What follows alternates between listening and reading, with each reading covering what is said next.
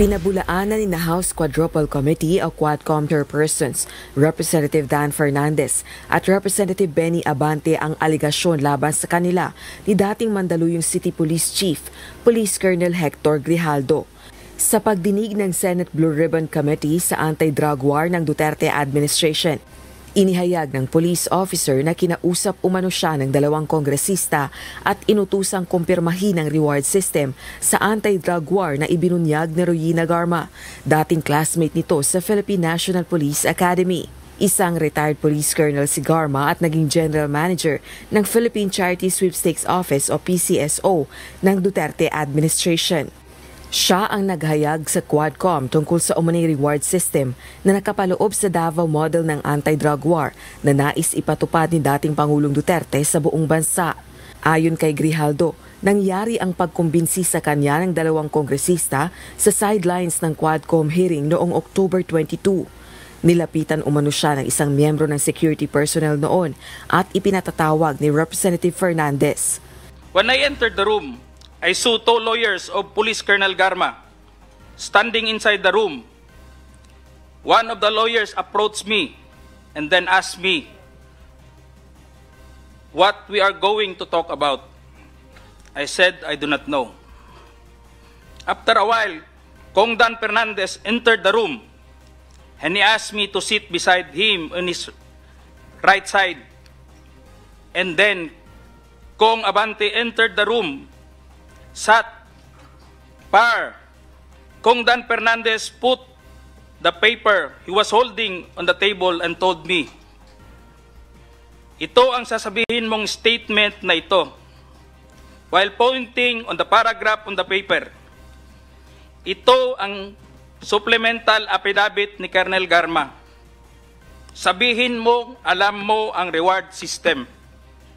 I-confirm mo lang. Dagdag pa ni Grijaldo, tila umano inaalok siya ng promotion kapalit ng gagawin niyang kumpirmasyon sa umano'y reward system sa anti-drug war. After some time, Kong Abante asked me how many years do still I have with the PNP. I answered, I still have 4 years before my retirement. Then he made a remark, pwede ka pang maging general. I humbly responded to him, masaya na ako sa ranggo ko, sir. Pagkatapos nito, sir, uuwi na lang ako. At magtatanim na lang ako ng kamote sa amin. And I felt that they wanted me to convince me to do what they wanted me to do. So do you feel harassed? Did you feel harassed? It's an harassment and very offensive, Your Honor, and uncalled for anybody. That time, I was wearing my uniform. You're wearing your As uniform police officer. and you are being told to lie. Parang Am I correct? gusto nilang magsisinungaling po ako, Your Honor. Tinawag naman ni Congressman Fernandez na kasinungalingan ang pahayag ng police officer. Anya, pinatawag nila si Grijaldo ng panahong yaon dahil sinabi ng abogado ni Garma na may alam ito sa reward system.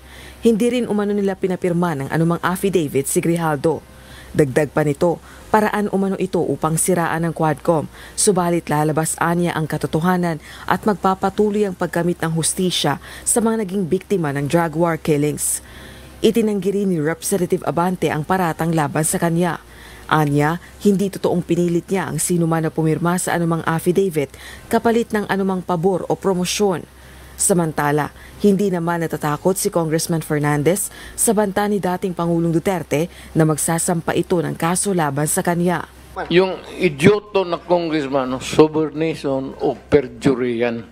Gusto ko lang habulin yung congressman. Parang papailan ko ng kaso.